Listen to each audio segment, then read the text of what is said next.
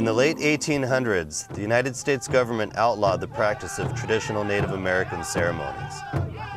The mandate also forced Native American children into religious schools, where English and church attendance were mandatory, and speaking their own language was prohibited. And it unleashed on an entire nation of gentle people a plague of violent abuse and sexual predation. I'm Alan Blackburn, co-producer of Mending the Sacred Hoop, A Nation Heals.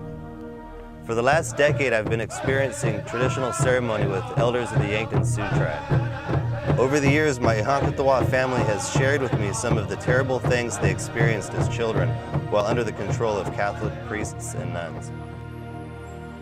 In schools the children considered prisons, they were subjected to the most heinous sexual and physical atrocities.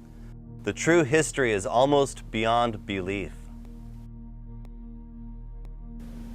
Sister John Richards told us that they were there to educate us and civilize us, that we were heathens and pagans, the devil's spawn. Sometimes they make us pull our pants down and the nuns would whip us. We didn't know that.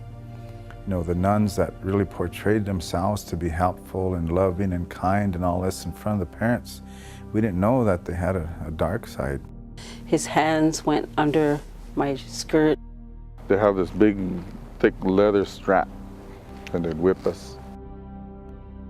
Actually, my study of the history after coming here, they didn't get their ass kicked. I mean, there was no way for them to fight back. How could they? They were just little kids.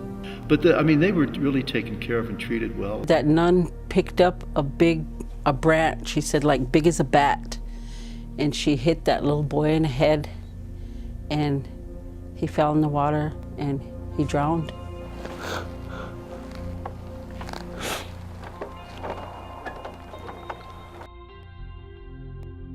We stood up and we fought back.